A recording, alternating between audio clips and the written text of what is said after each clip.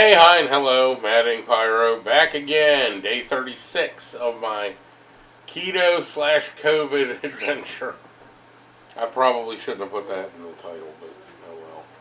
From what I understand, the Rona is not well accepted on YouTube right now, so I'm not real concerned with it because I'm not monetized right now, so it doesn't matter. But what we're going to talk about today has to deal with that. And as you can see, I've got Amy here with me, and we're going to discuss a couple things that have to deal with everything that's going on. It's not it itself. It's I like to call it several flaws in the system.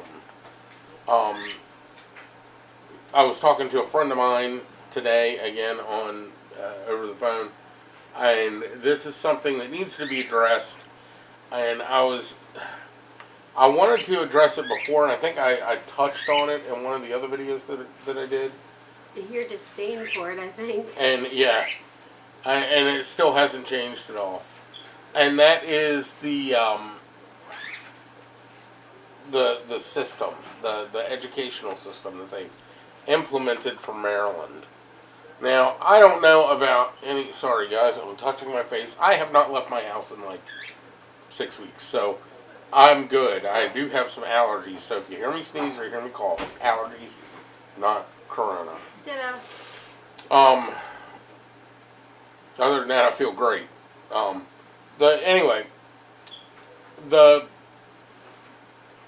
When all of this was put into place, when they ordered the stay-at-home thing, and then they ordered the schools closed, and they ordered, only essential businesses, essential workers, and stuff like that, I was good with that. We actually had pulled our kids out a day before they made the decision that they were going to shut the schools down. And the reason I did that wasn't because I saw a golden opportunity. I pulled them because I am at high risk, and so is Amy, and so are 2 of the 3 of our children.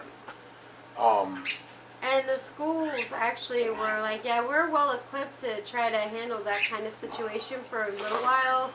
Print-offs.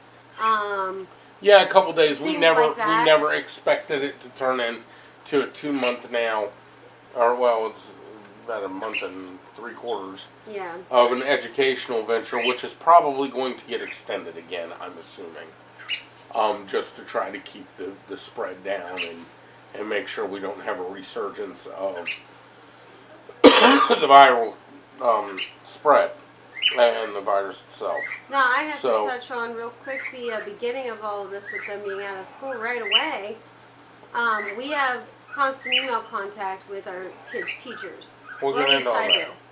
Right away, they were sending information to the parents. Here, if you want to try to keep your child engaged, here are some things you can do. We'll get into all that. You're jumping the gun. That was the beginning. No, that wasn't the beginning. You're jumping the gun. That was the beginning. Well, yeah,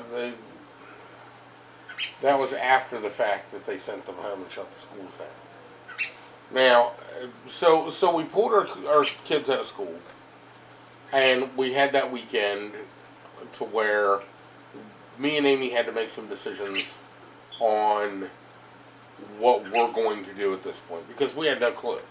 I was like, we don't know how long it's going to last. We know we need to pull them because I can't risk my kids getting infected, bringing it home. I catch every bug they bring home anyway. And of course, as you know, a grade school or an elementary school, depending on where you're at, is a petri dish as well as a high school. So our kids range, I mean, you guys have seen them on here. Our kids range from 2nd grade all the way up to 9th. So, they're in every aspect of every part of both of the schools, which is not a good scenario for, virus transmission at all. So we went ahead and we pulled them. I mean, I'm not going to sugarcoat it. I got worried that I was going to catch this thing, and that's one place I don't want to be. So me and Amy discussed it, and we went ahead and we pulled the kids. Now, from that point on, the teachers in the local system, the teachers, the local schools, they were great with it. They were like, yeah, we understand, we get it, you're at high risk. Here's what we'll do. We'll keep them up to date. We'll send you emails. We'll keep you in contact. We'll send you their assignments in. Because I requested Jareth and Victor's and Zane's assignments to be sent home with them. Well, it took them a day or two, I think Yeah. it was. And we went down and picked them up, and everything was fine. Which that actually ended up being And bags then- of things that every student got to bring home because that was the same day that they, It was the majority Closed of the their schools. stuff, yeah. yeah. I should have known as soon as they closed, or as soon as they handed them a bag full of their personal possessions that they were going to shut schools down for a while. At that point, they said, we're working on something to, be able to educate your kids. We don't know how long this is going to last. And they were very upfront and open about it, which was wonderful. Now, the next couple things I'm going to say does not pertain to the teachers. It doesn't pertain to the local schools. This is a overall Maryland thing right now. So I just want to make that clear. I'm not downing the teachers. I'm not downing the local school systems. I'm downing the state of Maryland and how they're handling it. When Hogan announced that we're going to do a distance learning thing, first off, Maryland is ill-equipped for that. As you've heard me mention before, we live on an island that won't allow the FiOS cable to come over here because Atlantic Broadband basically from the Bay Bridge to about 10 miles past where we live, Atlantic Broadband has a monopoly on the cable system. I'm not saying that's a bad thing, I'm not saying it's a good thing, it's just a thing. So, our bandwidth over here is fairly low compared to, say, Annapolis, where you can have Comcast and Verizon and Atlantic Broadband. You get to pick your cable company. Over here we don't. So, our bandwidth, and we have the highest speed bandwidth you can get, and it's still slow at best. But that's one of the things you have to give up to live on where we live. So, well, that being addressed, distance learning in Maryland is in the beginning stages at best. And what I mean by that is, we don't, as a state, we don't have a lot, and I'm going out on a limb here saying this, we don't have a lot of rural areas, opposed to West Virginia and Pennsylvania. Pennsylvania's had distance learning in place for years now. West Virginia, I think they've had it for a while too. It's been a flawed system, but I believe they've had it for a while. Maryland, this is all new. And it's not saying we didn't have the technology, there was just no need for it. Yeah. Now we're going into this era where internet is key to be able to do homeschooling, to be able to do the distance learning, to be able to communicate with each other, including doctor's visits now. Which is okay, they're learning the system, but it is very, very flawed. The information is hard to find. It's not in black and white. There's no, this is where you go, this is how you do it. It's, well, it might be here or it might be there. Here's a website that can tell you how to do it, but it's not a really good instruction base. Can I stop you now? Hold on. So that being said, the system is flawed. And there are ups and downs, and they are in baby steps with it. I understand that. I get that. The teachers, and I'm only speaking for our jurisdiction, our school system, locally, have been wonderful. They have tried and tried to work the bugs out and tried to instruct as best they can. But this is new to them too. so they're not used to it either. So before implementing this, teach at home, they should have gone to a different state and checked a system that works and then implemented it instead of just jumping on it. Now, if you've got something you want to say, hurry up and say it. So the first thing he said about jumping from here to there was the first 2 weeks before Marilyn said, okay, we're going to have to do some kind of actual education at home. And teachers had to look at the state mandated curriculum necessities, look at how they structured their curriculums to fit those necessities, and they had to make plans. Usually that's all done by grade level, I think. And especially in the elementary school, all of the teachers in the same grade in our school, they all work together to create a curriculum. Well, it's done, yeah, and it's done by timing too. And what they did is they actually created a certain structure with the sites that you need to go to, so everybody's going and doing the same thing, the same day, the same way if possible, but it's not at the same time, of course. And you kind of fit it in where you can fit it in with your kids during your day at home. As far as the structure when it comes to the our 5th grader and our teenager, I don't think the high school is very structured at all, because I would like to see their work educationally done in the morning when it's a lot slower moving in our house. We don't have activities we want to do. There aren't cook videos happening and these videos happening. It's just a lot easier for my family for them to do their educational needs in the morning. A lot of my teenager stuff is coming in the afternoon.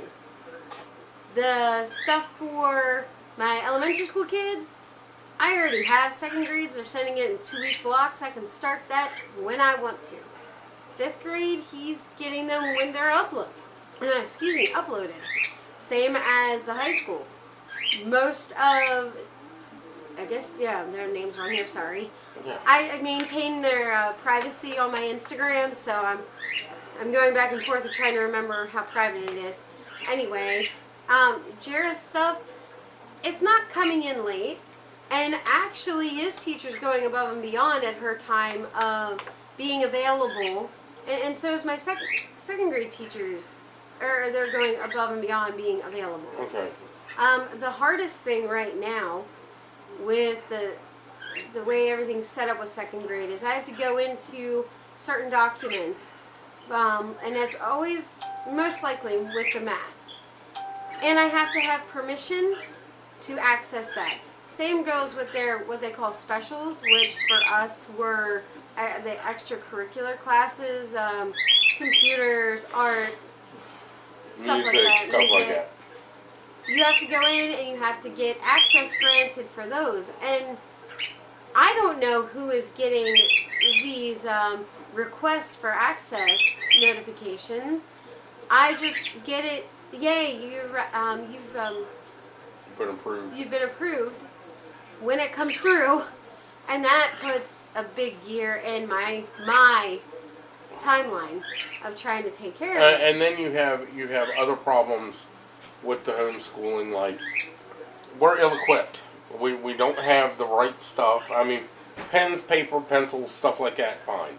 Yeah. But we don't have the information that we need to teach these kids. We don't have, for instance, thank God it's not that big of an issue now, but the new math. Look, I graduated in 1995 before new math was even discovered. Okay? Amy graduated in 2000 when they were just starting to discover it. I have no freaking clue what I'm doing with it. Okay? I'll be honest with you. I look at it and I go, how is that wrong? The answer's right. Well, they didn't go about it the right way. Who cares? The answer's right. And they want it done a certain way with this new math. And screw that. Okay, so a right answer, hold on. A right answer is a right answer. I don't care how you get it. Now, the next thing, I don't know how to instruct that. Amy doesn't really know how to instruct that. She's better at it than I am by a long shot. But what not being 100% is going to send a very mixed signal to my kids who as not teachers, Yeah. we're trying to teach. Now, on the next note that follows along those lines is we aren't qualified to do this. This No, was never part of the game plan. They kind of threw it in our laps, and that makes me really angry. Let's put it this way. If you ever look at a teacher and you're very critical of that teacher, you need to take a second look at that teacher to really know if you should be that critical. Because 90% of the time, they've This got to isn't use about all of teacher their quality. psychology and sociology training to work with as many kids as they have at one time. Which brings me to the next problem in the system. There are, on average, about 35 students per class. I would On say average. that's a good average. Yeah. On average. Well, in our area anyway. Those 35 students have, the teachers can teach one class during the day and hit the curve on most of those kids and get through with them. Parents don't have that advantage. Now the teachers are lacking that advantage too. So now we've got 35 different kids learning at 35 different speeds, at 35 different levels, for one teacher. Again, this is not the teacher's fault. This is the Board of Education and where it's flawed. I don't understand how they can implement the system to keep it up and running and get an accurate grade for any of these kids this year. I personally believe that, and now this is where me and Amy disagree, I personally believe that the school system needs to be shut down. Take the grades they have. I know a lot of you are going to throw a fit about this. Take the grades that they have, average them out for the rest of the year, do a little bit more review when they go into next year so they kind of catch up and get back into the swing of things, and then just go through it. It's 1 year. This isn't going to happen every year. This is the first time it's happened since 1917. So, and this is not a normal situation. So it can't be handled like a snow day or a week of blizzard or a flooding. This has to be handled in a very unique way. So, not to mention, handling it in a unique way, we've also got parents out there who, both parents are essential employees, so they're bypassing each other, and now we've got two kids at home 24/7 that normally aren't at home 24/7, and these parents are expected to teach their kids. Well, and that is a flaw in its own, because now you have one parent that's handling all their schooling plus their job that's as an essential employee, and God forbid they work in the medical field. You know, I'm talking essential employee as in, a restaurant worker or something like that. So if you work in the medical field, first off, you're not, in regards to this whole epidemic, or pandemic rather, you're not going to be able to come home and teach your kids. You're not going to try to do it before you go to work. Everybody right now is at a heightened sense of stress, including the kids, because this is abnormal for them as well. So you've got a heightened sense of stress, you've got lack of materials, you have lack of instruction, and you have unqualified people teaching your kids. Now, and I'm saying that even about myself, I'm unqualified to teach my kid. I can teach them certain things. I can teach them how to plant a garden. I can teach them how to can vegetables. I can teach them common knowledge stuff that I've learned throughout my life. I can't sit down and teach them trigonometry. I can't sit down and teach them Common Core math. I can't. God, that bird needs to shut up. Shut up! It's not going to shut up. They hate me. They hate me. Anyway, It's not going to shut up. hot sauce, butter, chicken wing. It's okay, Zippy ate a chicken wing. Fricassee. Remember? So, and in light of all that, that's why I say that the system is flawed and that they should do away with it. Now, Amy's saying, no, they shouldn't do away with it. They shouldn't do away with it. Hold on. And we're lucky Me and Amy are, and what I mean by that is, we have been home together for about 6 years, 7 years, solid, nonstop, 24/7. We have a little bit of homeschooling knowledge from when we had to homeschool Zane for a year, but that was flawed at best too. Yeah, that was a nightmare. Okay, well this is a nightmare. That was. So we've been around each other. Now, and I was talking to my friend about this, I can't wait to see the divorce rate when all this is said and done. Because this is putting stress on so many people, not to mention relationships, because when we come out of this lockdown, or this self-quarantine, or whatever you want to call it, are you really happy with who you're with? Or are you... do you like the family that you've created? People don't know anymore because everybody's all over the place all the time. So being in the same situation, and within the same close corridors, 24/7 is already stressful enough. Add the pandemic on that. Add the financial strain for people who have lost their jobs.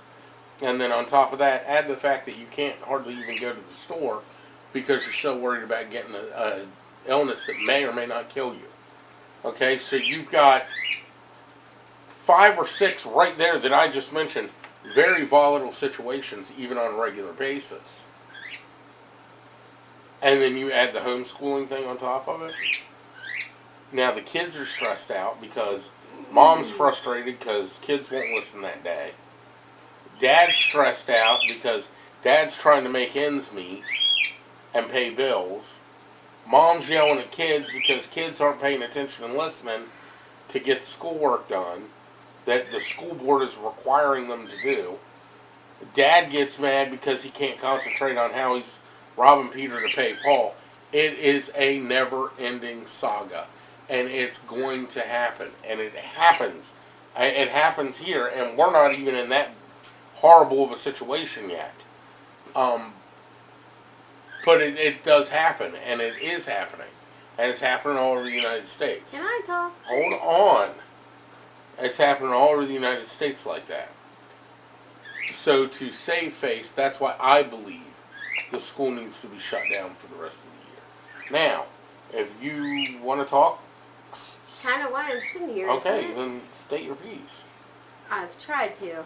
Anyway, yes, there's a certain extent of what Will said that I agree with.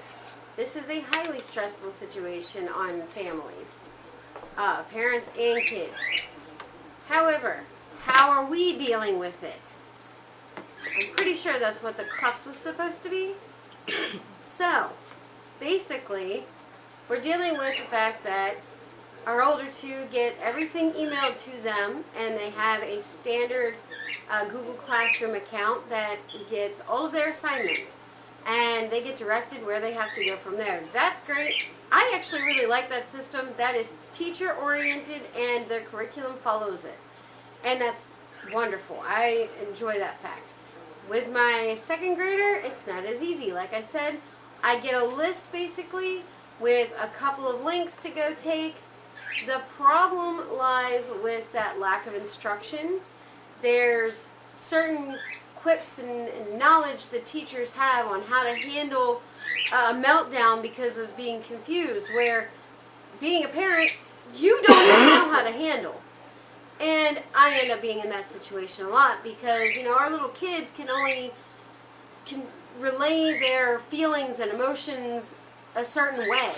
And we don't necessarily understand the growth patterns and emotional patterns of our children. We just look at them and go, what is wrong with you? That's not always the case. The case is that they are growing and their minds are expanding and they just don't understand. Anyway, I'm basically looking at my second grader going, I don't have as much patience as your teacher does. My fifth grader, you've used this system in school. You know what you're doing, right? Sure. Just to go in 3 days into it, find out that he hasn't been. And then my teenager, he's on his own. He gets help from dad most of the time. How are we dealing with it? As best as we can. It is stressful. I have a requirement that they get up at by 8 a.m. right now and get started by 9 because I don't know what the day is going to bring. I now have to get in and check on my second graders' next day's work so I can get access to the work without having to sit there and wait for who knows how long to get it. It's because he wants to get done and be done. And so does my 5th grader. And I'm sure my 9th grader does too. I mean, we're just dealing with it. It's just stuff for me to do. I'm gonna have to put this into 2 parts because this is a big subject that needs talked about. So if you guys give me a few minutes, I will and go ahead and start the second part, which will be tagged below. I'll see you guys in a second.